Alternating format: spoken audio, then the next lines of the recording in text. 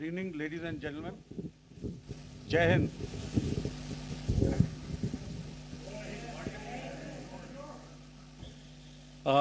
Welcome to this special press conference on Operation Sindoor.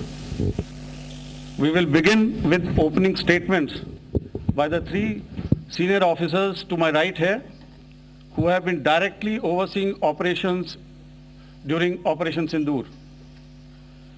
We have Lieutenant General Rajiv Ghai, Director General Military Operations, who will cover the aspects related to land domain. Air Marshal A.K. Bharti, to his right, Director General Air Operations, will provide insights on the air domain. And to my right is Vice Admiral A.N. Pramod, Director General Naval Operations, who will cover aspects on maritime domain. Following their briefings, we will move on to the question answer session. I now request the DGMO to commence the opening brief. Thank you, Sandeep. A very good evening to all of you, ladies and gentlemen. You are all by now familiar with the brutality and the dastardly manner in which 26 innocent lives were prematurely terminated at Pahalgam on the 22nd of April.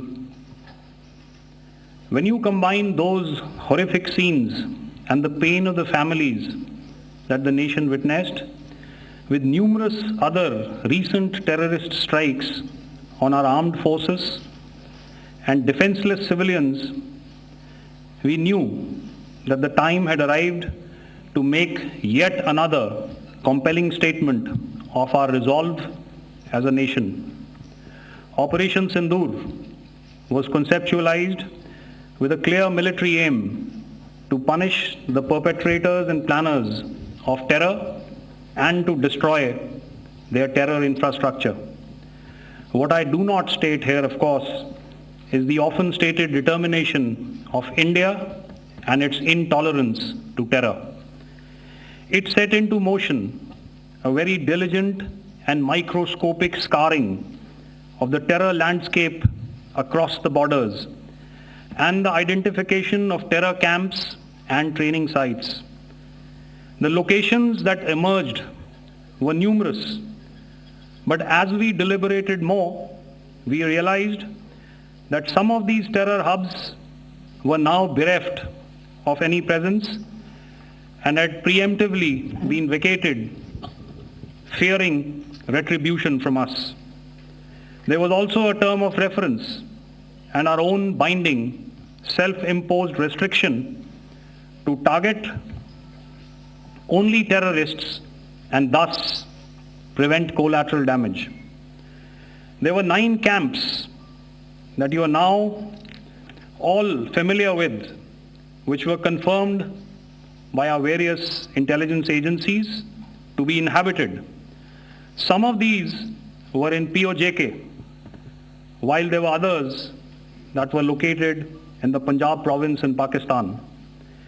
Nefarious places such as Muridke, the hub center of the Lashkar-e-Taiba, has over the years bred infamous characters such as Ajmal Kasab and the likes of David Headley. What followed was a careful scrutiny of each of these sinister locations, their layout, configuration, even the type of construction in each structure, and the terrain obtained around these. This was with an obvious intent to deduce and identify the exact vector that was required for their neutralization, as also the eyes in the sky that we would send up to ensure that we brought back evidence that we had indeed targeted what we set out to. The precise images of these engagements on that fateful and historical night have already been showcased during the first press statement on the 7th of May that was helmed by our Foreign Secretary. I have no doubt in my mind that we achieved total surprise, and those strikes across those 9 terror hubs left more than 100 terrorists killed, including high-value targets such as Yusuf Azhar, Abdul Malik Rauf, and Mudassir Ahmed that were involved in the hijack of IC-814 and the Pulwama blast. The line of control was also violated soon after by Pakistan, and the erratic and rattled response of our enemy was apparent from the number of civilians, inhabited villages, and religious sites such as Gurudwaras that were unfortunately hit by them, leading to a sad loss of lives. The Indian Air Force played a major part in these strikes by engaging some of these camps, and the Indian Navy provided wherewithal in terms of precision munitions. The Indian Air Force obviously had their assets up in the sky, and I will here request Air Marshal Bharti, the Director General of Air Operations, to detail for you the methodology that the men in blue adopted to successfully manifest this mission. Thank you, Rajiv. A very good evening, ladies and gentlemen. It indeed is a difficult time that we have to come here like this and brief you. We could have done without this, but we had no choice. As the DGMO has detailed, the event was precipitated by the dastardly act at Pahalgam. The sequence of events have already been detailed. We carefully selected the targets, and out of the 9 selected targets, the target systems that were given to the Indian Air Force were the notorious training camps at Bhavalpur and Muridke, these being further from the international boundary. Through critical target system analysis, we analyzed what was to be done to annihilate these targets and plan to engage these targets with precision air-to-surface guided munitions so as to avoid collateral damage. The modalities of planning process I will not go through at this instant. However, what I would like to show you is the results that we achieved through our targeted air strikes. Could I have the second slide, please?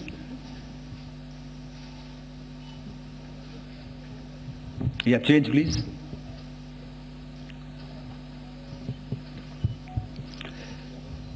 Okay. This is what the terror infra at Muridke looks like. If you see, north is as indicated, and to the right is east, where the international boundary lies. Could we have the next slide, please?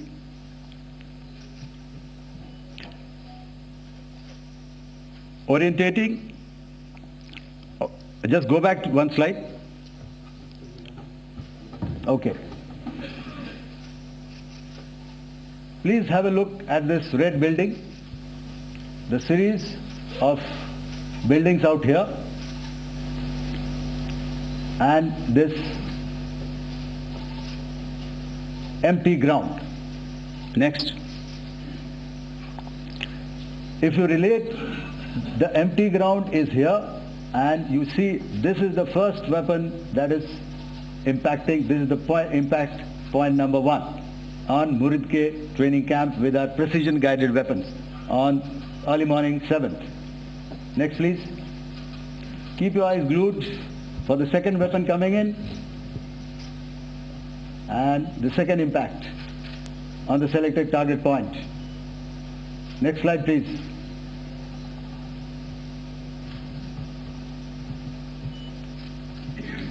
Third weapon, third impact. Continue. and fourth weapon, fourth impact. So through these targeted and precision targeting, we addressed the target at Muridke, which was the turning infrastructure. Can you hear me? All right. Okay, I'll come closer to the mic. Now we go to the next target, which is the Bhavalpur training camp. Next slide, please. Okay, just wait. So the effect, if you see, the impact point, if I can point out, this is the impact point. The ammunition has gone through the roof and it has created a blast inside, the photographs of which you would have, all of you would have seen. And the red building, after that there was this double-story building. It has been completely decimated by precision targeting. Next, please. The target system, which was in the north, a series of buildings. I will show you how it looked. Next. Completely destroyed by our precision targeting. Next. Now coming to Bhavalpur, this is the target complex that we are dealing with, a fairly large target complex. So we had to carefully choose the points that we needed to address, which were high value and which would meet our stated objectives of eliminating the terrorists. I would like to draw your attention to this red canopy, and in relation to that I would cover the targets. One target system is a series of buildings here, other one here, and other one out here. Next slide, please. This is how it looked before, and this is how the building looked after the impact of the weapon, and orientation in relation to this red canopy you can see here. Next, please. Before, next, and after. The roofs have completely collapsed. Next. This is the target system. Next. Precision targeting, and we have achieved our objectives here. Next. All right. So that was what we did on the 7th. Our objective was to address these two terrorist camps, and that we did with precision. And thereafter, we maintained a robust air defense posture, because remember, our objective was to target the terrorists and terrorist infrastructure, not any other infrastructure, not the Pakistani military, not the Pakistani any other infrastructure. So that is what we have maintained on the 7th of May. However, what we saw in the evening of 7th of May, we were saturated with a raid of Pakistani unmanned aerial vehicles and small drones. And these came in waves in our civilian areas, over our military installations, and all of them were successfully intercepted. Few of them did manage to land. However, there was not much damage that they did. And we have our robust counter-US hard kill and soft kill systems which did the job. However, the difference here was that we had targeted the terrorists. The adversary now has targeted our civilians and the military infrastructure. So it had to be responded to. So in a quick and calibrated response, that very night we struck their radar installations at Lahore and close to Gujranwala, the LYT installation, to indicate to him that we are ready, yet we do not want to escalate. Our fight was with the terrorists and not with the Pakistani military establishment. Thank you. Thank you, Air Marshal Bharti.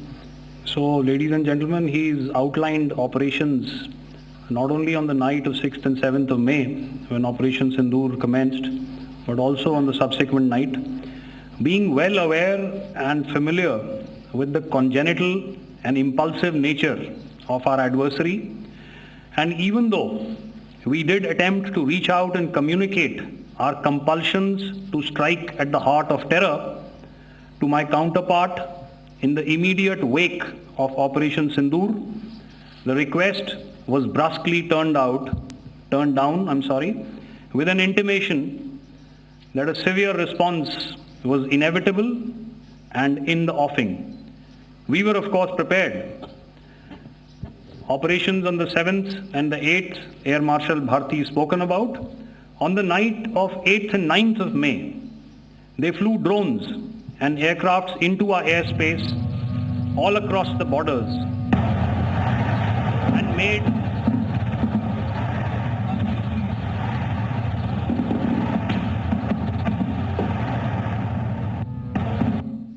made largely unsuccessful attempts to target numerous military infrastructure.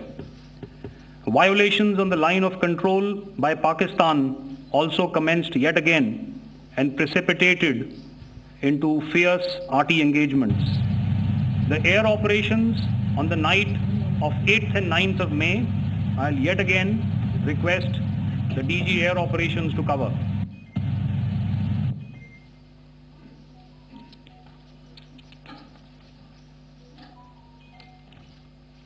So I just covered what happened on the night of 7th and 8th.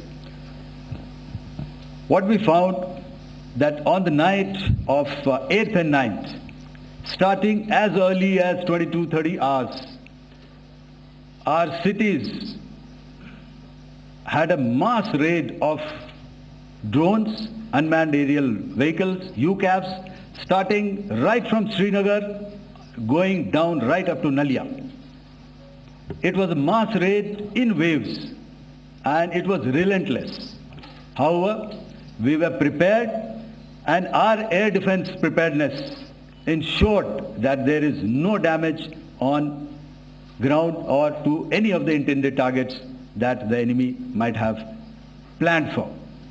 The difference between 7th night and 8th night was that on 7th night he sent in his Jihad class of UAVs, however, these UAVs can go some distance, they are armed.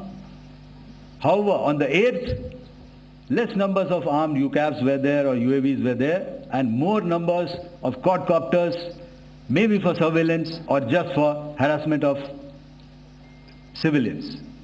This continued till midnight. Our air defense preparedness ensured that there was no damage on the ground, either to the military installations or to the civilians. However, the enemy had yet again shown that he wanted to up the ante and he wanted a fight, and we were up to the task. In a measured and calibrated response, we once again targeted his military installations, which included his SAM sites at Malirkant. This also included his surveillance radar sites at Lahore and close to Gujranwala. These were suitably addressed, and thereafter his drone attacks continued even till morning, which we countered, and during the daytime there was some respite. Here I would like to bring out another aspect. What we found was that while the drone attacks were being launched from somewhere close to Lahore, enemy had allowed his civilian aircraft to also continue to fly out of Lahore.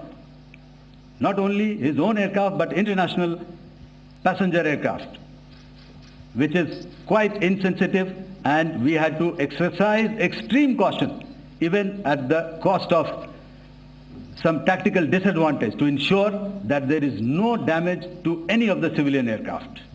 And this was also brought out in our press briefing during the day. So I will now hand over to my colleague to cover the events of 9th onwards.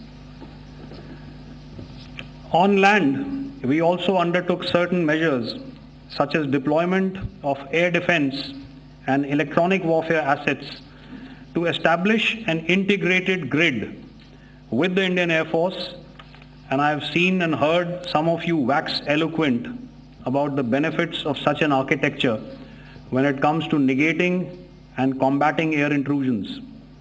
We also carried out deployment to include movement of our forces in the land, sea and air domains. The night of the 9th and the 10th of May saw similar intrusions by drones and aircrafts, and this time there was a concerted effort to target airfields and some very, very important logistic installations, albeit yet again unsuccessful and denied gallantly and efficiently, I must say, by the integrated Indian Air Force and Indian Army Air Defense. We further strengthened our deployment and also initiated some pressure points to send a very clear and unambiguous message to the other side to desist from any misadventures on land. Some of the airfields and dumps saw repeated attacks in waves from the air. All were thwarted. The Pakistan Army has reported to have lost approximately 35 to 40 personnel in artillery and small arms firing on the line of control between the 7th and the 10th of May. What the other side had probably also not reckoned with was the speedy and precise turnaround and hit back by the Indian Air Force. And I will yet again ask Air Marshal Bharti to speak about these significant and game-changing strikes. I will thereafter request Vice Admiral Pramod, my colleague and Director General of Naval Operations, to tell us about some very telling naval maneuvers in the Arabian Sea that exerted pressure on the night of 9th and 10th of May. Over to you, sir. Thank you. Commencing about 2000 hours, that is 8 p.m. local time, on 8th of May, several Pakistani unmanned aerial systems, drones, combat vehicles attacked multiple IF bases. These included Jammu, Udhampur, Pathankot, Amritsar, Bhatinda, Nal, Dalhousie, Thois, Jaisalmer, Uttarlai, Falodi, Nalia. These were almost simultaneous and they came in waves. All our AD guns and other systems were waiting for them. All these waves were neutralized by our trained crew using the air defense systems that they have, and also some of them were utilized using our legacy systems like Pechoras and IF Summer, which we have recently acquired. And some were neutralized by the Garud snipers. There was no damage on ground from these incursions and these mass raids, if I could call them, from the Pakistani side. However, following these relentless attacks on our air bases, on our forward positions and on our civilian targets, this was time to convey some message to our adversaries. And therefore, a decision was taken to strike where it would hurt. And towards that, in a swift, coordinated, calibrated, his air bases, command centers, military infrastructure, air defense systems, across the entire Western Front. The bases we struck include Chaklala, Rafiki, and mind you, Chaklala is Islamabad. Rahim Yar Khan, Sakar, sending a clear message that aggression will not be tolerated. This was followed by strikes at Sargoda, Bholari, Jacobabad. We also struck the C2 centers at Murid, the UAE complex at Murid, Rafiki, radar at Chunia, which I will show you, Rahimyar airfield, and the unmanned combat aerial vehicle hangar at Sakar. I would like to reiterate here that we have the capability to target every system at these bases and more. However, it was only a measured response to instill good wisdom to our adversary to refrain from further escalation.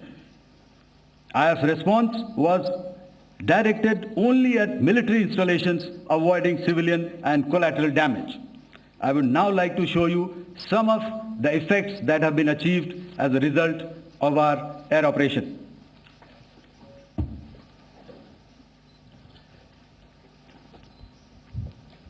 Here is the Pasrur air defense system, if you could see. Zoomed up view, this is the radar mounted on a high tower. And after the strike,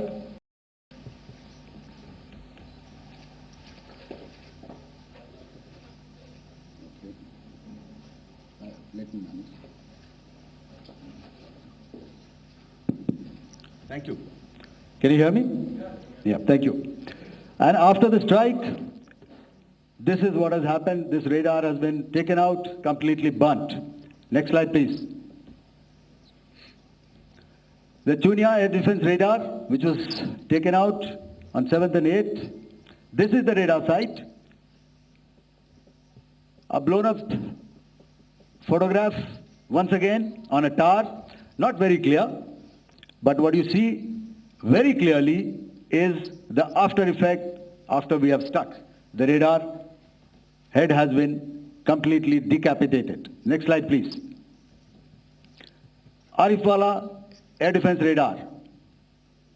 In this complex, you see how it looked before, blown up image, and after really blown up. Next. Now coming to Sargodha airfield. Remember, this is one of their important airfields wherein they have a lot of assets, F-16s, other assets which they keep getting, training institutes. And we have stuck this airfield.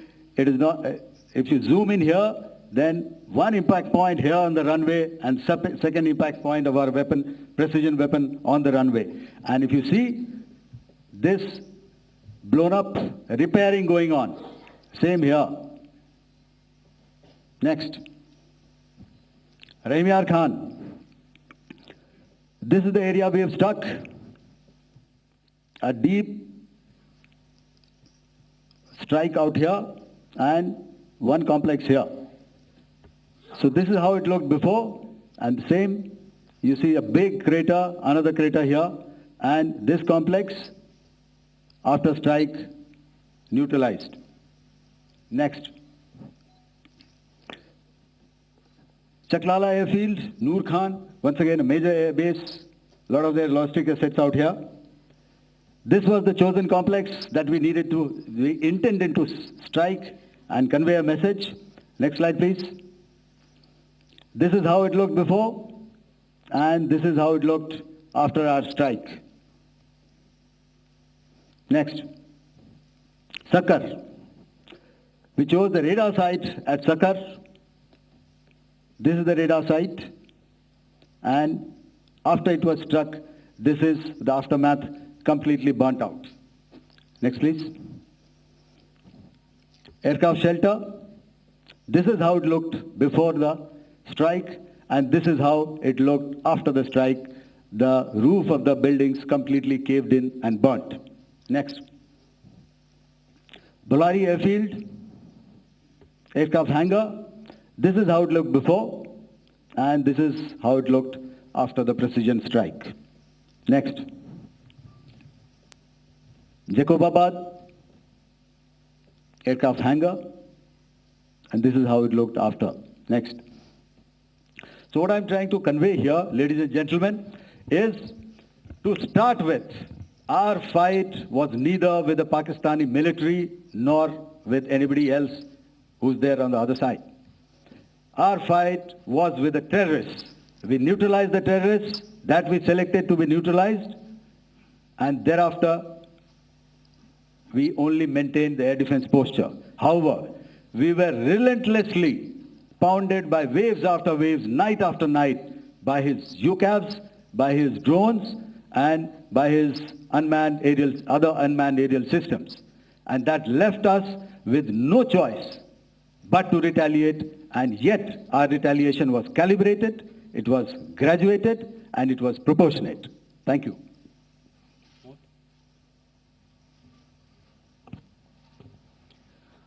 Good evening, ladies and gentlemen. In the aftermath of the cowardly attacks on innocent tourists at Pahalgam in Jammu and Kashmir by Pakistani-sponsored terrorists on 22nd April, the Indian Navy's Carrier Battle Group, surface forces, submarines and aviation assets were immediately deployed at sea with full combat readiness in concert with the joint operation plan of the Indian Defence Forces. You may be aware that we tested and refined tactics and procedures at sea during multiple weapon firings in the Arabian Sea within 96 hours of the terrorist attack. The aim was to revalidate our crew, armament, equipment and platform readiness to deliver various ordnance on selected targets precisely. Thereafter, our forces remained forward deployed in the Northern Arabian Sea in a dissuasive and deterrent posture with full readiness and capacity to strike select targets at sea and on land, including Karachi at time of our choosing.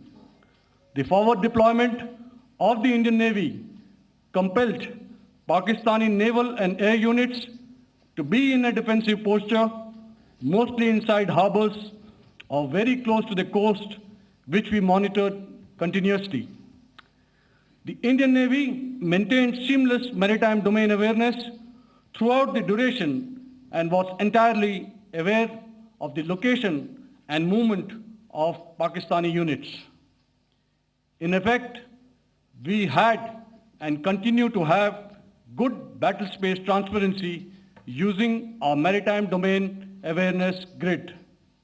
As you are aware, our response has been measured, proportionate, non-escalatory, and responsible from day one. Accordingly, the calibrated approach considered all options, including the ability of the Indian Navy for offensive action from and at sea. As part of this escalation control mechanism, the application of force by the Navy was planned in a synchronized manner in coordination with the Army and Air Force, the highlight being teams from the three services working closely in an integrated manner. Along with the kinetic actions by the Indian Army and Indian Air Force, the overwhelming operational edge of Indian Navy at sea contributed towards Pakistan's urgent request for a ceasefire yesterday. As we speak, Indian Navy remains deployed at sea in a credible deterrent posture to respond decisively to any inimical action by Pakistan or Pakistan-based terrorists. Thank you. Samno Varna, Jai Hind. Now I'll hand over to Director General Military Operations for further proceedings. Ladies and gentlemen, on the 10th of May, in the morning, even as we were getting into a huddle to wargame the events of the previous night, a routine exercise, I received a message on hotline from my counterpart in Pakistan seeking my willingness to communicate. Since our initial aim was to strike at terror camps and all our actions in the subsequent days were in response to the intrusions and violations by the Pakistan Air Force and its army, it was decided that I would indeed speak with my counterpart.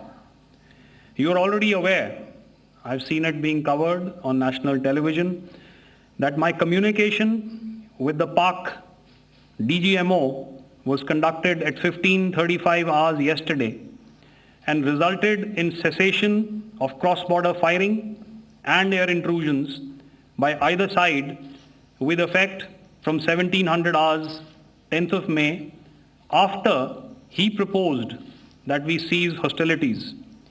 We also decided to further speak on the 12th of May, that's tomorrow, at 1200 hours, to discuss the modalities that would enable the longevity of this understanding. However, disappointingly, and must I add, expectedly, it took only a couple of hours for the Pakistan Army to violate these arrangements by cross-border and across the line of control firing, followed by drone intrusions across the expanse of the Western Front through last night and in the early hours of the morning today. These violations were responded to robustly and dealt with as they must be. We have earlier today sent another hotline message to my counterpart highlighting these violations of the understanding between the DGMOs on the 10th of May and our firm and clear intent to respond to these fiercely and punitively, if repeated tonight, subsequently or later. In this regard, I must inform all of you that the Chief of Army Staff has earlier today conducted a security review and has granted full authority to our Army commanders for counter-actions in the kinetic domain in case of any violation by Pakistan. In the end, I pay my solemn homage to my 5 fallen colleagues and brothers from the armed forces and civilians who have tragically lost their lives in Operation Sindoor. Our hearts go out to the bereaved families, and we express our solidarity to them in this lifetime and beyond, at this grave juncture in their lives. Their sacrifices shall always be remembered and spoken of in glowing terms by a grateful nation. We have thus far, ladies and gentlemen, exercised, and my colleague Pramod highlighted this, immense restraint, and our actions have been focused, measured, and non-escalatory. However, any threat to the sovereignty, territorial integrity, and safety of our citizens will be met with decisive force. Jai Hind. Okay, ladies and gentlemen, we are now open for questions.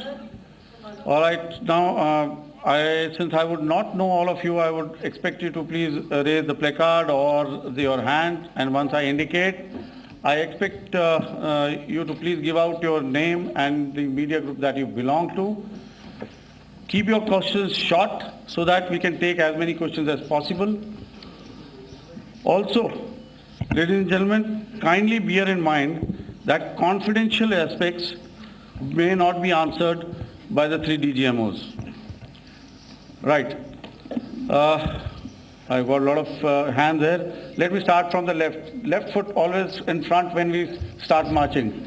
So here we have to the left, okay.